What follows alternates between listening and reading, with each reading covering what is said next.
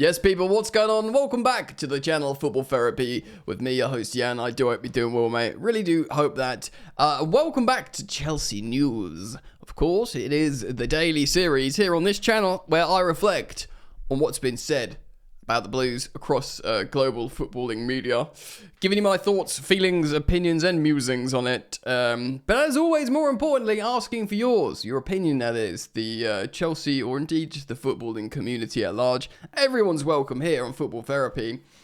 Today, we're speaking about how Chelsea and seemingly Bayern Munich's transfer windows are intrinsically linked at the moment, with reports suggesting they're looking at Malo Gusto, which is a huge talking point in terms of profile under Moresca. The one time we've seen him actually play as a conventional right back under the Chelsea manager was the recent 3-1 loss to Flamengo, so we'll talk about that. Interesting that Chelsea are moving for big names. Bradley Barcola, apparently of PSG. We've asked about him, we've tried to sign him, which is really interesting. And of course, more stuff with Bayern Munich, with Jamie Gittens. Apparently, they are also looking to sign the winger from Borussia Dortmund. Or are they? Is this just a smokescreen from Dortmund themselves? We'll speak a little bit on that. And I do want to maybe talk about Raheem Sterling. I just, what are we going to do with this guy? But guys, welcome back. So thank you for joining me here today. Of course, there is daily content here on the channel. So if you do enjoy it, then why not consider liking and subscribing? And should you choose to subscribe, you should hit that sweet, sweet bell, baby. Baby. All right, mate. Lovely stuff. So should we start off with Malo Gusto? C'est une situation très bizarre, I must say. So this is coming from what's-his-face Christian Falk, who is head of football at Sportbild in Deutschland. He has been cited here, to say Malo Gusto has been scouted by Bayern Munich, who could leave Chelsea this summer. So two things. One is Bayern Munich are looking at Malo Gusto, and the second thing is he could leave Chelsea this summer, which means, naturally, we have to talk about this particular situation. Okay, so he's probably one of the biggest victims of Enzo Moresca's football. Maybe you could say Ben Chilwell, to be fair. But Malo Gusto's up there because he's liked as a footballer by the Chelsea manager, Enzo Moresca. He looks at Malo and goes, yeah, you've got what it takes to fit into my system. And that's why he played him in this inside pocket role where he sort of, it's not even inverting into CDM. He inverts into like the right inside attacking pocket, like number 10. And for a while, it looked like it may have worked because opposition players didn't know what to do with him. They didn't know how to pick him up, much like when Cucurella does on the left side. They're like, what bloody heck, we aren't coached long-term to deal with this occurrence, this player ending up here. What the bloody heck's going on? What do we do? And he got many goal-scoring opportunities, Malo Gusto, and missed all of them. He has yet to score a goal for Chelsea. I do think it's probably a psychological thing to a degree, but he's clearly not a goal scorer. Whereas the year before, under Mauricio Pochettino, there was a period where us Chelsea fans were chiefly, as in most of us, were gassed about Malo Gusto. Like, well, it doesn't matter if Reece James is always injured because we've got Malo Gusto, who's an incredible right back. He did some excellent 1v1 defending out wide on the flank, excellent tackles. He's fast. He's got an amazing engine, up, down, up, down, up, down. And he was, of course, not scoring goals, but he was getting assists. He's amazing at hitting crosses. And, putting them in the box. Obviously, that was a different style of football. You guys know my position on Pochettino's football. I really like the guy, the coach, as an individual. Apparently, he's a really decent man. I do think historically he's had good moments as in his coaching career, but he felt really un-Chelsea to me, and nothing to do with the Tottenham affiliation, just the fact how he turned our defence into a brothel. So that is just something I'm not interested in. But Gusto seemingly still has the streets. He's still has he been playing for France's first team? He's not U21 anymore. Possibly. I'll have to double check that, but I seem to remember him coming off the bench recently for France's first team. And he's still young, Malo Gusto. How old is he? Like 22 max? Yeah, he's 22. Recently turned 22. just over a month ago. So he's young. Yeah. He is young. And yeah, Chelsea will make a profit on him. We signed him as, did he come from Lyon? I can't remember. And he's a France under-21 player. He's become a senior team France player while playing at Chelsea. He's demonstrated versatility, right back, a little bit left back, and inside pocket at time. But for me, it doesn't work. And like I said at the top of the video, the time we tried to do it, when we played Flamengo, he played right back, Cucurella played left back. Reece James didn't invert into midfield. He started in midfield, which, granted, there was criticism for that. I think he just wanted them on the pitch, load management, whatever. It was a failed experiment. The manager pretty much admitted so afterwards. Would you sell Malo Gusto? I would say yes. Not because I don't like him. I think he's wicked. I think he could be incredible as a right back. But while I'm backing Enzo Moresca as the Chelsea manager, it would seem sensible to cash in on this kind of player, because you can find someone more appropriate to play that role. You can give Josh Yampong hopefully more minutes playing as this hybrid role, whoever wants to play on the right hand side, and Malo, you'd put the farm on us banking a profit on him. And yeah, again, Bayern Munich. Also, if you're going to buy French Chelsea footballers, I feel that we really need Enku to go there. Because Enku is an amazing footballer, an attacker, when he can be worked out and utilised appropriately. And Bayern Munich really wanted him in January. And we could have sold him for profit, but we wanted a massive profit, which is mental. We should have just taken the money and ran. I think it's because we had the injuries to both Gu and, of course, Jackson. But at that point, we knew that Nkunku just didn't work at Chelsea. So I think we should have just made the deal. Because we were playing, Tyreek George, the teenage winger, over Nkunku at striker. So we are kind of really relying on Bayern Munich to buy Malo Gusto, to buy Christopher Nkunku, and to not buy Jamie Gittens. Right. Let me just pause to drink. Right. So, let's just quickly finish on this staying on Bayern Munich, because apparently multiple publications, especially from Germany, suggesting that Bayern Munich have contacted Jamie Gittens' entourage, as well as Borussia Dortmund, to move talks forward. He's an alternative to Nico Williams. Of course, Nico Williams is almost certainly going to sign for Barcelona. They're all trying to get that deal over the line. I think it's about financial rules and registering players, as they're always struggling with in La Liga, Barcelona. So we'll see what happens there. But yeah, you'd just imagine Nico Williams is going to be a Barcelona player next season. So Bayern Munich have spoken about Barcola. I'll speak about him in a second. And they're looking at Gittens. So there is method to this madness. I don't think it's like a Borussia Dortmund smokescreen to try and get our bid up.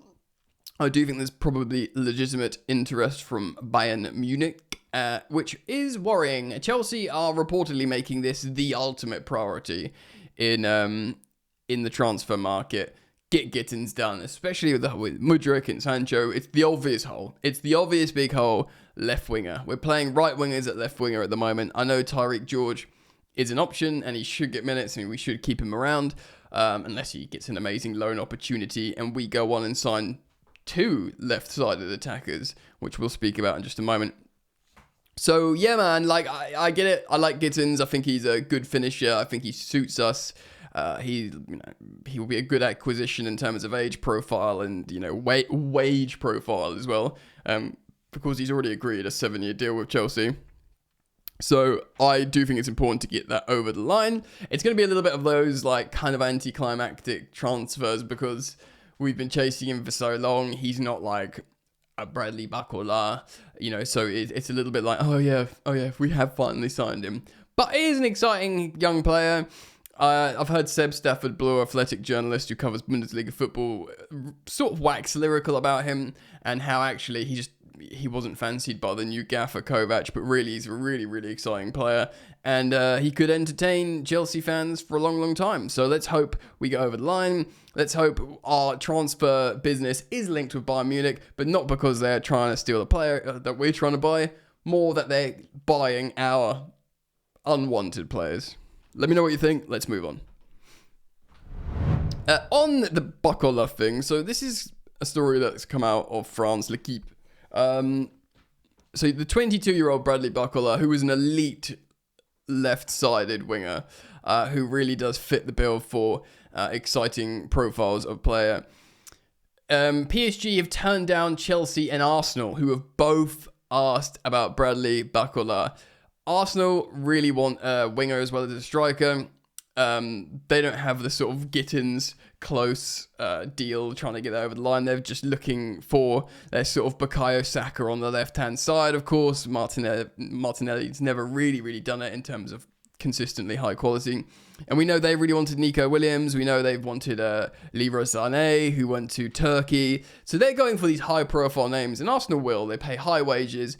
They pay the high names. They don't really have this long-term developmental project like Chelsea do, that we are, as Chelsea fans, hoping pays dividends, like in a few years' times when, you know, your Andre Santoses, your Estevaus, your Giovanni Kenders, your, you know, Mike Penderses, even like your Levi Colwills and, you know, Cole Palmer. You know, Caicedo's only, 23 or something, 24? So in 4 years' time, we should have an elite team in their prime, you know, whereas Arsenal are trying to get players now.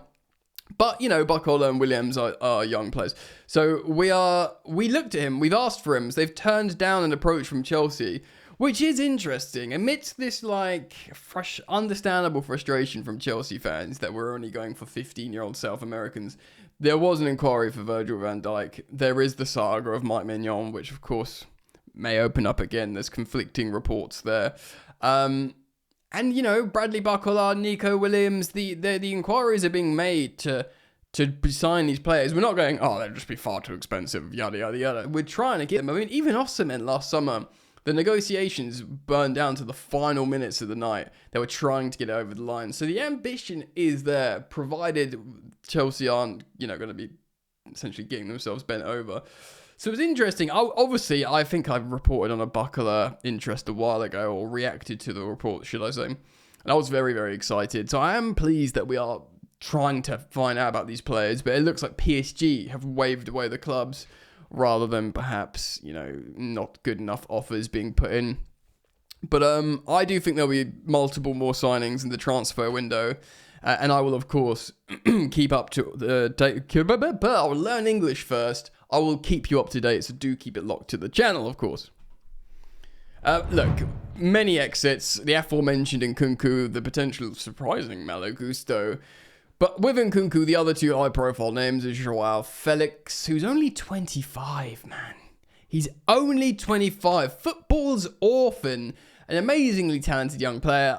I kind of will die on that hill. I think Joao. I'm not one of these like hipsters that are just, you know. I just think he's a really great talent, and I think he's just a victim of poor career choices and being a client of George Mensch. Probably looked after him quite financially, but in terms of footballing, he's not a star. He should be a starter for Portugal. Somehow he should be like Bruno Fernandes in that team. Like, they need to find a way to get him in. But he's not been performing, by the way. But I'm not suggesting that he's this amazing performer constantly. He's getting overlooked. I feel like the incorrect path has led him to this, you know, lack of chemistry with teammates, poor performances because he's getting moved around so much. I do think it's a shame. If we can get him to Benfica with a loan, with an obligation to buy or option, yada, yada, yada. I mean, Enku won't. I don't think Joao Felix will. If there's a way where he just says, you know what, I fancy just earning some money and, you know, whatever, I'll go to Saudi Arabia. Saudi Arabia will sign Joao Felix. Do you know what I mean? They will. 25-year-old Joao Felix. They'll give Chelsea... They probably will give him massive wages to tempt him. And the transfer fee, they'll give us an agreeable transfer fee. You're seeing that a little bit more of the Saudi Arabian transfers, where they're tempting the players with the wages, But the clubs themselves, they're offering like, they might sign. They won't be like, wow, Joao Felix, we'll give you 80 million for him. No, they won't. We paid like 40 odd million for him. They'll be like, yeah, we'll give you that. We'll give you your money back, which will be a book profit for Chelsea. And Chelsea will be like, fine, thank you very much. So yeah, that's what I think will happen to Joao Felix.